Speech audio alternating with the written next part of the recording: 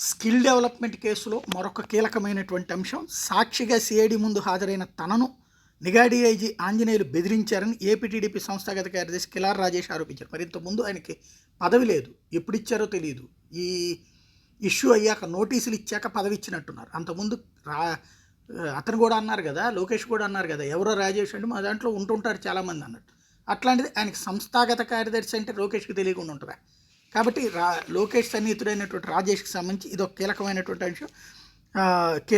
ఏది ఆ తర్వాత పోస్ట్ ఎప్పుడు ఇచ్చారన్నది చెప్పాల్సి ఉంది.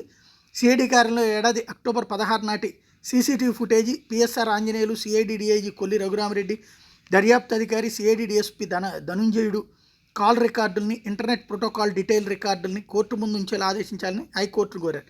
ఈ మేరకు అనుబంధ పిటిషన్లు దాఖలు చేశారు. స్కిల్ కేసు దర్యాప్తుతో పిఎస్ఆర్ ఆంజనేయులకు సంబంధం లేనప్పటికీ ఆయన తను బెదిరించడమే కాకుండా తాను చెప్పినట్టు చేయకుంటే ఈ కేసు లేదా ఇతర కేసులు ఇరికించడమే కాక అరెస్ట్ చేసి ఛార్జ్షీట్లు దాఖలు చేస్తామని హెచ్చరించారంటూ ఈ పిటిషన్లో పేర్కొన్నారు.